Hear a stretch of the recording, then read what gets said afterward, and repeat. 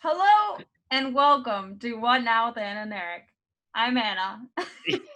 And I am so sad that I'm not as cool as you. That's listen, if you're just listening to this, you are missing out on such amazement that I don't even have words for how amazing you are, Anna. I That's it's pretty great. I figured I'd just wear it for a second because I thought that's really gonna mess with the sound quality, but I was like, listen, I who cares if it messes with the sound quality? gotta do it. That's right. You know When what? did you get that? What? When did you get that? Just like maybe a week ago, I got part of my armor, my plate armor that I ordered. So I was like, I'm gonna wear my helmet for the Wow. podcast because why not? So what parts did you get first? The helmet, the You- the piece that goes around your neck, and then two armor pieces that basically cover your hips.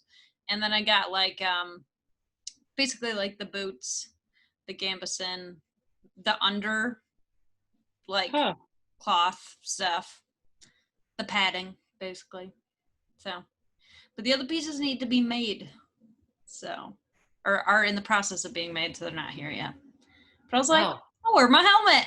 Time to Wait, so you said you were at Bethany's right now. So did you travel with your helmet just for this? I totally did. Well, I thought we were going to do it while I was still at home.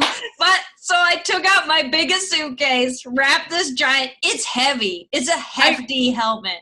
That's what I'm saying. And you committed to this bit. I committed. I was like, I am going to wear it for the podcast. I stuck it in. I mean, just like, look at the size of this. I know. For Like listening, you can't see it. It's obviously it's bigger than my head because it's got to go on my head, but that's a lot. that is intense. You know, I mean, you could use this as a weapon.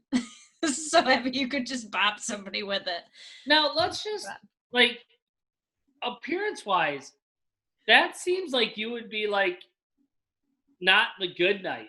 That seems like that would be What? the yeah, that seems like "Urgh." But you can see my smiling eyes. But still, it does seem like I don't know. I mean, I like it, but Good. Yeah. yeah, it's intimidating. You could definitely strike fear into the hearts of people with that. That's the goal. And you know what? I feel like it goes quite nicely with our Bible discussion for today. Let's segue into this. Yeah, Because go with it. we talked about some fun things, but one of the standouts was definitely the one good king who goes into battle and gets killed because he just was not paying attention. I He like, was, we wait so long for good to lead, and then whoops. and then he gets off in a battle. And I guess he looked like a bad guy, like that helmet possibly. Yeah, maybe he had the wrong helmet. Yeah, Maybe that's what it probably. was, the That's wrong probably what it armor. was. Yeah. Oh, So if you are tuning in for the first time, what now for this year, we are reading the Bible chronologically, which has been very cool. We are on, I actually don't know what day we are on. I was just looking at it. We are technically it's like day two. Well, today is day 220, but we're going through yes, day 217. yeah. So a long ways into it. I think last week was week 30. And then I thought, wow, week 30 of 48 weeks. And I'm like, that's not how many weeks are in a year. That is still not how many weeks are in. That's how many weeks are in Anna's podcast year. Yes, exactly. Yeah. When you I take just into ignored it. consideration your vacation time and the time off that you get, Yeah. then yes, it's probably You only gotta 40. you gotta subtract those from the total, which totally makes sense. But I Good time. enjoyed this week's reading. I had fun with it. Did you like it because they're shorter books and it makes us feel more accomplished? Is It that really did. Like we got through Habakkuk, done. We got through wait, Nahum, right? Wasn't Nahum in there? wait. Or did I? Or No, I guess. Zephaniah was in there. Yep, that's what Zephaniah was in there. Jeremiah was in there. I think Was Nahum Yeah, before? Nahum. Yep. I don't see that in my plan. Did I go back too far? Did I put that in the wrong week? Yeah, because it was July 31st, wasn't? Oh no, that was earlier. That Oh, I'm sorry. It was my catch up. It was in my catch up. wait. July Oh 30th. no, you are right. You are right. I didn't Okay. see it because I needed to scroll down my list. You were correct. It Gotcha. was this week. Yeah, so then that we hit Jeremiah, Habakkuk, Nahum, Zephaniah, and then of course we had Kings and Chronicles, which are always they're always coming back, living living their So life. they will never leave. If I have a reading plan that does not have that in it, I don't know what I'm gonna do. I'm gonna be like, I'm reading the wrong plan. This cannot be it. That'd be it. How I can I must have not? switched by How accident. can I not anchor myself into? Exactly. Yes. Uh, but yeah. So So we I had a lot of good stuff. What is your 3 week summary? all right. So I tried to think of, but so mine was because we're getting into them. Minor isn't small because I think these minor prophets, they're not. So I think they have a lot to say. So I don't think they're called minor and they're in these short little books, but it's not small. There's a lot of stuff in there. So don't count them out. So Yeah. that's my big thing because we're not in the bigger books a lot of the time. We get these minor prophets. So Yeah. don't sleep on them. No, What's they're yours? good. There's good stuff in there. Mine was, and I feel like this is a little on the nose, but justice and mercy. All right. Yeah, because I feel like that came up a lot, even in, so like you were talking about Nahum, and now I'm remembering as I'm thinking about it. That was the one about Nineveh, correct? Right? Yes. Just writing against Nineveh. Yep. And I think that that was a really good picture of what I felt like this week encompassed. Because if you think about it, and this is going to be a spoiler, I know I say spoilers, but I'm usually just talking about Jesus, who I sort of assume everybody sort of knows that Yeah. that's coming. But an actual spoiler is Nahum. I don't know if that's how you pronounce his name. You're working. You're working with It it. feels right. He is prophesying about the destruction of Nineveh. And then later we're going to come up on Jonah, and Jonah's going to go and going to prophesy against Nineveh, and then God's going to have mercy when they repent and he's going to save them, which is a huge spoiler if you did not know that was coming, because it is coming. But I feel like what happened a lot during this is we were looking at, or for me, what I saw a lot was this picture of the justice and the mercy and the justice and the mercy and the justice and the mercy. And this is kind of like a culminating point. Like, this is basically like Israel is tanking, Jesus is about to come on the scene, and there's all of these prophets, which we talked about: Yeah. Nahum, Zephaniah, Jeremiah, Habakkuk, Habakkuk. and they're all warning Israel. I mean, if when you think about it from the perspective of, like, if you're just reading it straight, you're like, oh, God's about to wipe them out. But God actually specifically says, I'm warning you that I'm going to wipe you out because you have a chance to repent and turn around, and then I will not wipe you out. Yeah. So there's a lot of verses that talked about that, but Well, and that's what I just thought. Like I said, I like these minor prophets not just because of the fact that I really like that we can get through some books and it feels like, wow, we finished the whole book. But like yes. Habakkuk is a perfect one because it's like it's this back and forth. Like Habakkuk's not he's complaining. Like there's Oh, that's when complaints he's that questioning God, right? yeah, Yeah, that was the one. and like he's complaining, but once again, just like we talked about in Psalms and we talked about in different parts of it, it's like there's complaint and the Lord answered, but then it ends and Habakkuk's in prayer and like he's going to God. It's not like complain, answer, complain.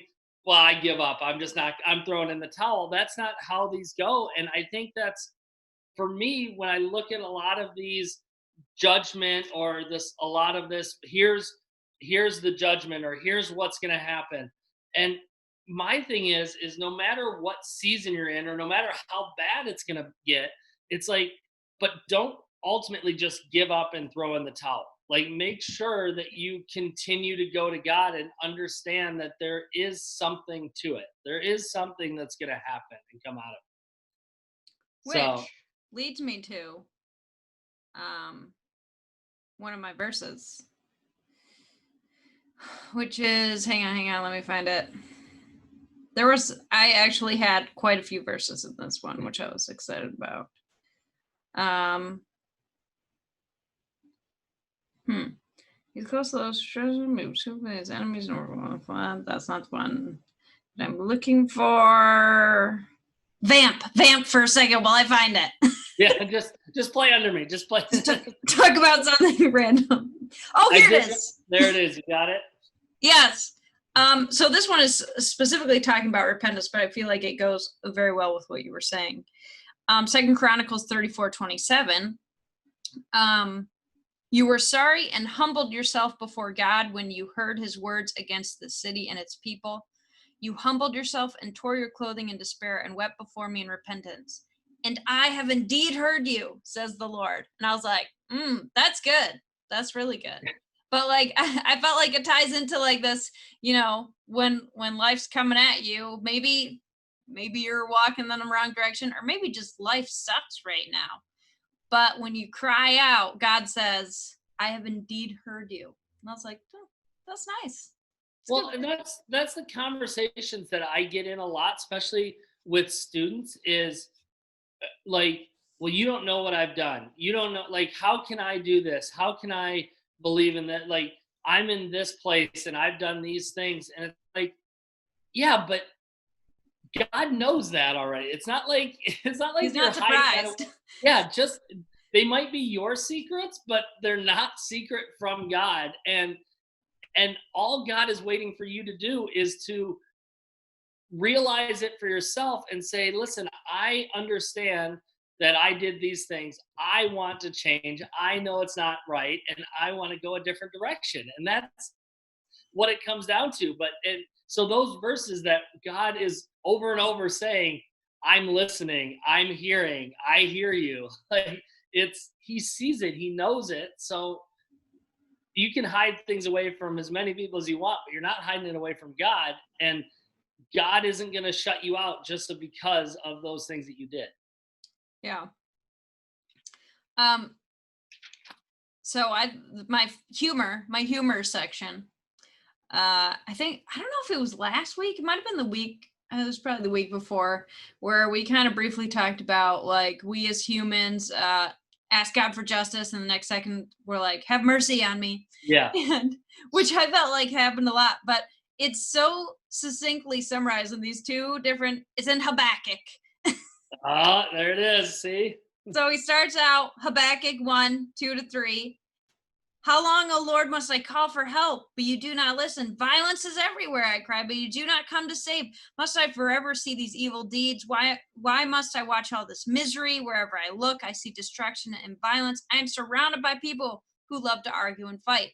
And it's basically to summarize the statement, bring justice. Like, it's Yeah. like, bring justice.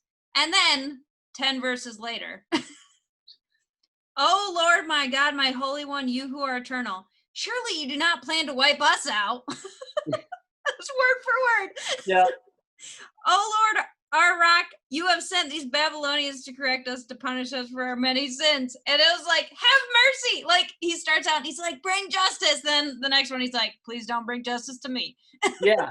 Well, and that's what, like, for me, you can so read these in context of today's world. Like, I guarantee if you sat with it and you looked at the world around us right now, you could probably write Habakkuk's complaints in using today's language and using the things that are going on around us. Like, man, I want to complain, bring just judgment on these people. Oh, Yeah. wait, I believe this and I'm believing this, and well, not me, but I'm fine. Like, what I believe is fine and what I'm doing is fine, but look at this. And I'm not to blame. Yeah, and Or I'm I not think, the worst of the worst. yeah, I'm not as bad as those. Let's worry about those people, not what's going on here. But yeah, I think, when I'm reading this, that's what I find myself doing a lot of times with this is we talk about the chaos and craziness and hate and anger and confusion going on in our world. Well, that's right where we're at in scripture right now. Is there's a lot of people writing about this craziness and about the uncertainty and what's going to happen, and you can put Yeah. it in the context of what's going on now, and it's speaking the same language, which is just hitting me when I'm reading through this. So Yeah. I do there hmm. hmm, hmm. hmm, hmm. Um I did like at the end of Habakkuk, though, there is a note at the end in the study Bible that this is for the director of music on stringed instruments. So at least we got this last prayer should be done in song in case you were missing Psalms and you were missing. I thought that was pretty funny too. Like he writes this out and he's like, by the way, this sounds really good with you got music in the background, just like You playing could, under it. yeah, if you could just play something under it, it'd be great.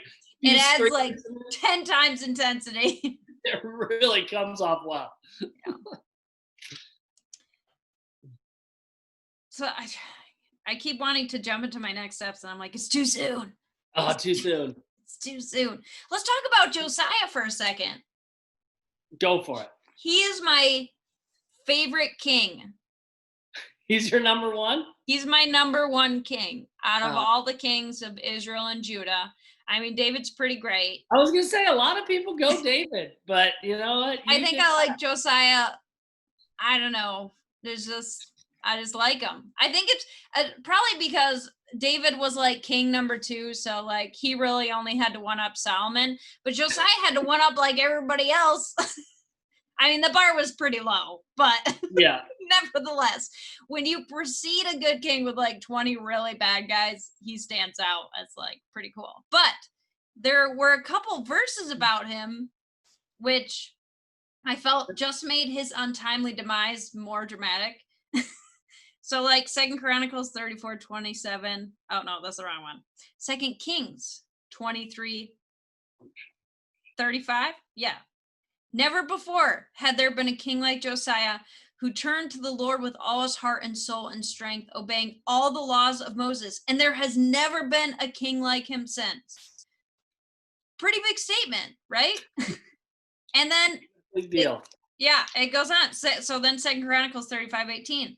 Never since the time of the prophet Samuel had there been such a Passover as the one Josiah did. None of the kings of Israel had ever kept a Passover as Josiah did, involving all the priests and Levites, all the people of Jerusalem, and people from all over Judah and Israel.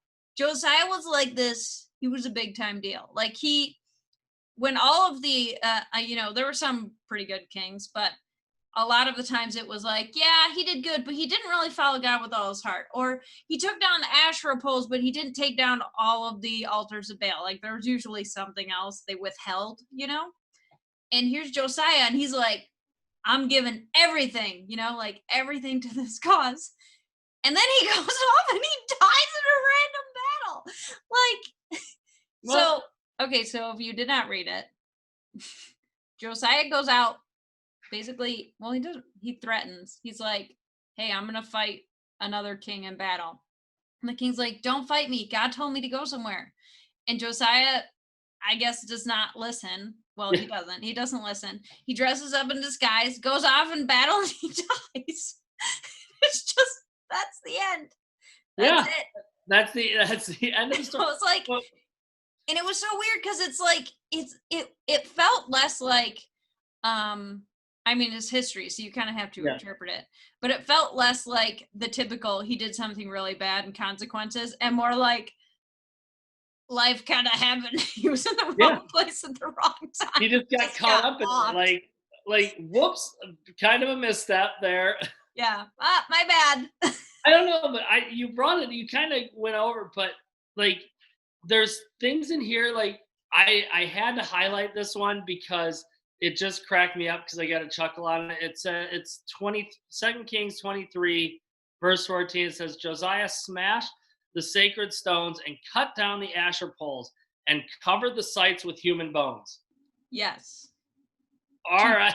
To desecrate them. I just thought, but Because I was also confused by that too until it was like when you put human bones down, it desecrates the yeah. supposedly But spirits. I just thought that was, I'm like, wow. But yeah, it's just, it goes on this He's just tear. going and digging up graves and just chucking them everywhere. But that's one of those things where you have to dig into like what was historically relevant, like what was culture like at that time. Because I'm like, okay, he cut down those things, but human bones, really? We couldn't just throw some grass seed down? Like Yeah. we could, Grow a plot of land over yeah, it. It's yeah. cool. It's cool. Maybe a pond. I don't know. Yeah. But yeah, he was on the war path of just destroying these altars.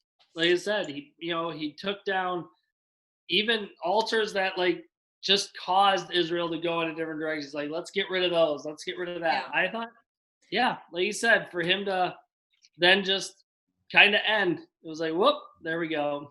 But he did some good stuff with his time. He did.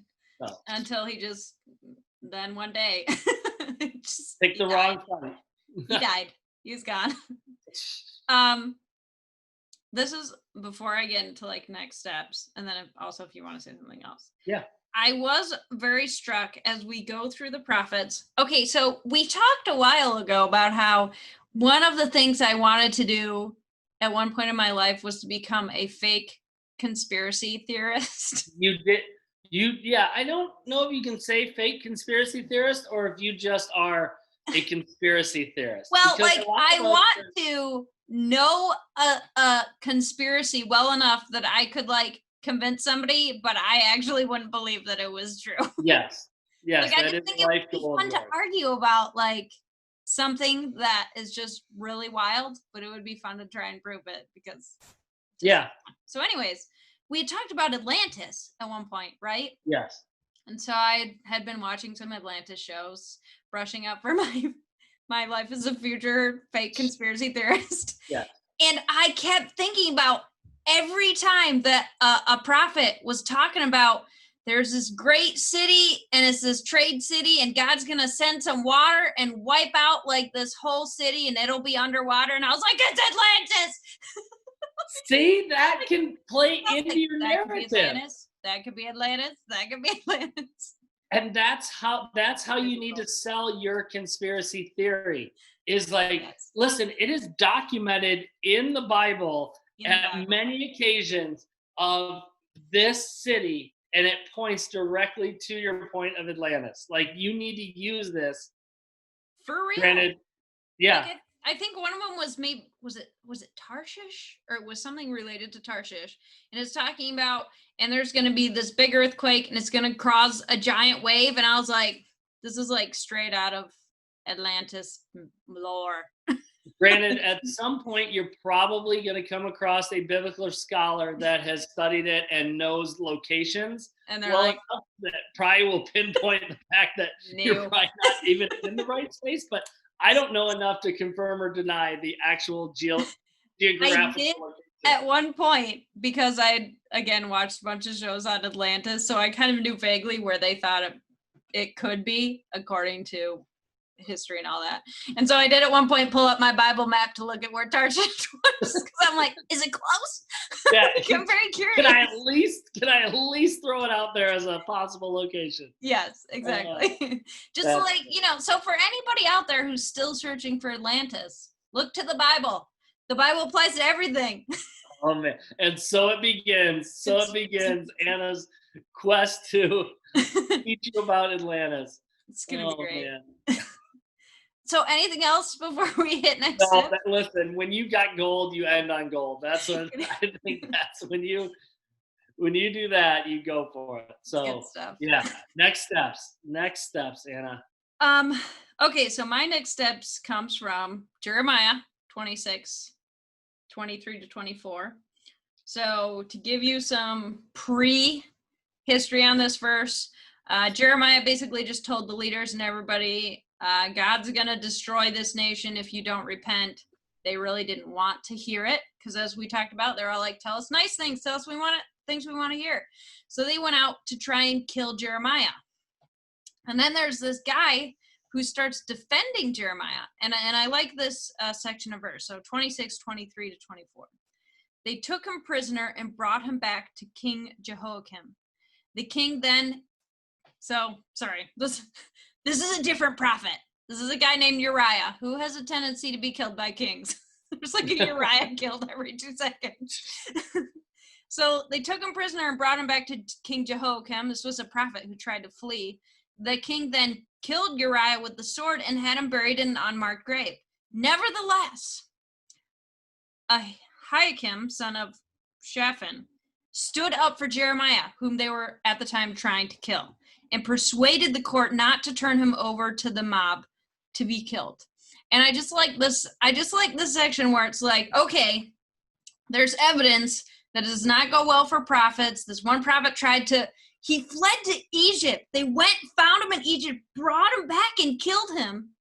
And Just then now they're trying to kill Jeremiah. But there's this guy who, it says, nevertheless, he stood up for Jeremiah, even though he had evidence that this other guy had literally just been killed. Like, he had been passionately pursued to death. And he nevertheless stood up for Jeremiah. And I just thought that was, like, so cool. So what you're saying is that even when you believe something, you should believe it so strongly that you might even be ridiculed or imprisoned or be kind of like 12 guys later on in the Bible. Spoiler alert. Look at that.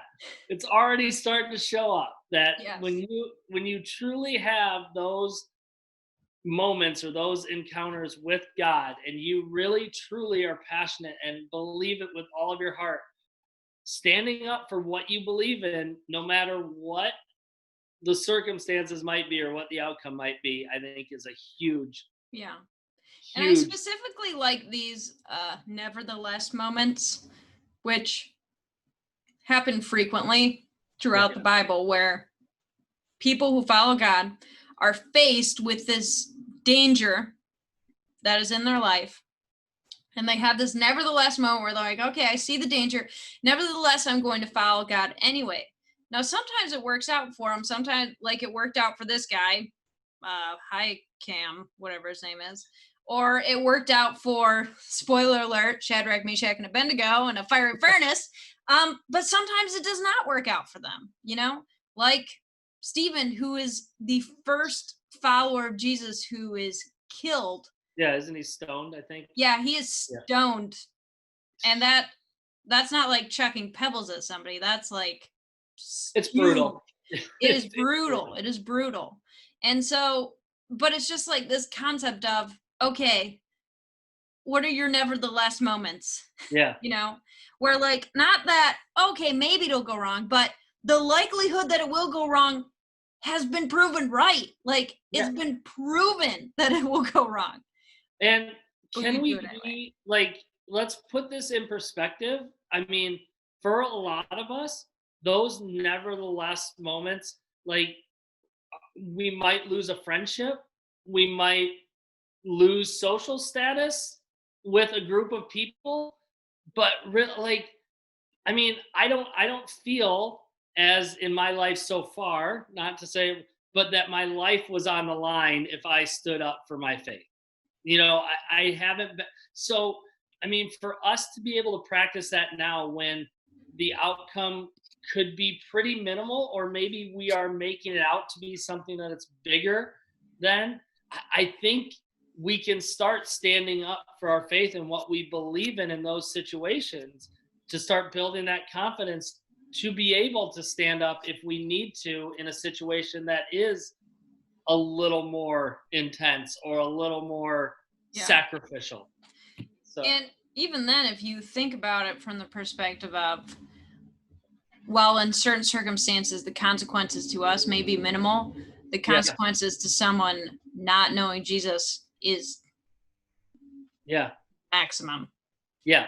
So there you go. I like it. What was your next step? My next step is totally just like, see, usually you just steal mine, but I'm going to steal yours. You're right. Yeah, I think I'm just gonna, you know what? I'm gonna go with yours because yours was so good this time that you know what? We don't even have to go with another next step. Not that I totally didn't write one down somewhere, I believe that. but no, we're going with your next step All for right. sure. It's good. Love it. Nevertheless, are you going to stand up for what you believe? Yeah, and even start with small situations. Start if you're unsure, if you're not that confident, start with the small situations in your life that you know you just need to stand up with for what you know is right and what God would want you to stand up for. Yeah. Start there. And you know what's cool? And this is more psychological, but we often, or I find that with people, we will often expect of ourselves that if one day we came up against a really dangerous force, we will stand up against it. Now, is that true? Historically, we have found many instances for that to be true. But you're not really sure because there are historically instances where people have come up against, a great darkness and they've backed down in the face of it. But the cool thing about starting with the little things and kind of working up to it is that if there does come a time where the stakes are higher, Yeah. you can go into that situation not just being like, oh, maybe I'll do the right thing, but because of that confidence that you have gained, like you said, Eric, because you're cool, you will know that you're Yeah. up against it. And that's if you're not sports reference, if you're not practicing for the situation, if you're not putting yourself in that, if you're not training and preparing yourself, then when those big moments come up, you're not going to be ready. And with this, reading the Bible, living it out, sharing your faith, all these little things that we're talking about, if you're not practicing them and then you're put in a moment, you might miss the moment or you might shy away from it or you might be scared of it and freeze up, whatever that might be. So in these times where you can just be sharpening your sword kind of thing, where you're getting ready for what's to come, this is a perfect example to dive into scripture to let God work in it so you're ready when big moments come up. So there Truth. you go. Nevertheless, and be aware of the big moments. Be ready for the big moments. Exactly. Love it. So thank you for listening to What Now Then and Eric. Oh man, she's going. Look at that. She's ready for battle. I'm Man, Anna. listen, when we get into scripture where we talk about the armor of God, please can you put on each piece of armor as we go through it? Can that Yes. just be, can we just put that in the archives to remember? With our reading plan, that's probably all going to be the same week. So Yeah. So we're kind of just gonna have to set aside whole a body. moment of that podcast and I will read the verse and then you will put on that piece of armor. And we Okay, will I think the only thing I don't have is the shield. So you bring the shield. all right, deal. We'll Captain America's shield. yes, exactly. All right, Anna. It's been awesome. It's been This awesome. has been great. I like that red chair behind you too, by the way. It's a Very blank. nice. Oh, well, I like your accent piece on your regular chair. Thank you. I appreciate that. All right. I'll talk to you next week. All right. Hey, that's Anna. I'm Eric. What now I'll see then, ya. and Eric. Signing Bye. off.